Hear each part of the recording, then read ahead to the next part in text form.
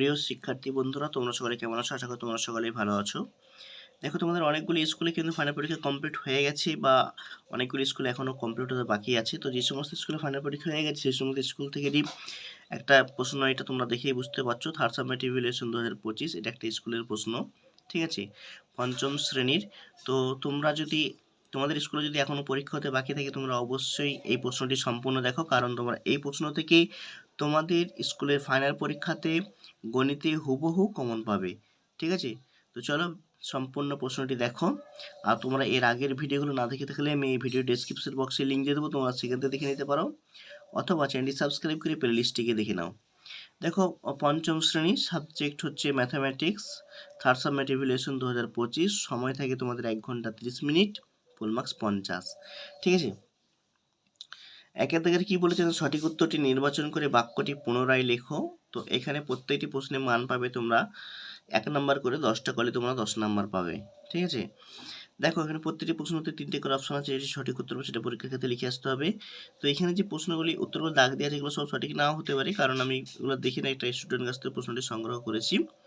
তোমরা চাইলে কমেন্ট করো, আমি তোমাদের এই প্রশ্নগুলি অ্যান্সার করিয়ে দেবো। 2 দেখে বলেছে, দুটি প্রাকৃতিক ভগ্নাংশের গুণফল বা ভগ্নাংশগুলির যে কোনো একটির চেয়ে বড় বা ছোট হয়। তো এই প্রশ্নগুলি আমি তোমাদের ধীরে ধীরে দেখাচ্ছি, তোমরা এগুলি স্ক্রিনশট করে নাও, ঠিক আছে।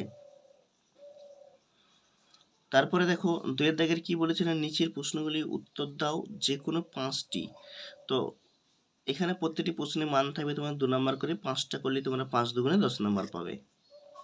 প্রশ্নগুলো তোমরা দেখে বুঝতে পারছো তোমাদের ফাইনাল পরীক্ষার জন্য কতটা গুরুত্বপূর্ণ। তোমরা এই প্রশ্ন থেকেই তোমাদের ফাইনাল পরীক্ষাতে অনেকগুলি প্রশ্ন কমন পেয়ে যাবে, তাই তোমরা প্রত্যেকটি অঙ্কই ভালো করে প্র্যাকটিস করে যাবে, ঠিক আছে।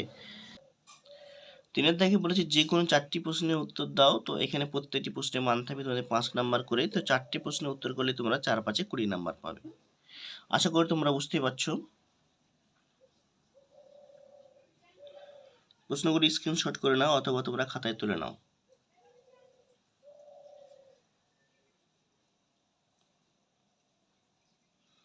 তারপর দেখো, 4 দাগের কি বলেছে না, যে কোনো 2টি প্রশ্নের উত্তর দাও।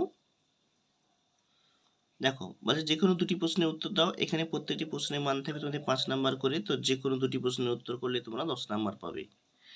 তো এখানে জ্যামিতি থেকে দিয়ে আছে, খুব সহজ। প্রথমে একটা বলছে, স্কেলের সাহায্যে 6.7 সেন্টিমিটার দৈর্ঘ্যের সরলরেখাংশ অঙ্কন করে নাম দাও। সরলরেখাংশ ও রশ্মির মধ্যে দুটি পার্থক্য লেখো চিত্রসহ। তো প্রত্যেকটা জ্যামিতির যে প্রশ্নগুলির প্রত্যেকটা জ্যামিতি কিন্তু খুব সহজ দিয়ে আছে, তোমরা অবশ্যই ভালো করে এগুলো প্র্যাকটিস করে যাবে, তোমাদের ফাইনাল পরীক্ষার জন্য আসতে পারে। তো এই ছিল তোমাদের আজকের ভিডিও কেমন তোমরা অবশ্যই কমেন্ট বক্সে কমেন্ট করে জানাও। যদি ভালো লাগে বন্ধুদের মধ্যে শেয়ার করো, লাইক করো, আর চ্যানেলে নতুন হতে চ্যানেলটি সাবস্ক্রাইব করে পাশে থাকা নোটিফিকেশনটি অন করো, যাতে করে এই ধরনের ভিডিও যখনই আপলোড করব তোমাদের কাছে সবার আগে নোটিফিকেশন পৌঁছে যায়।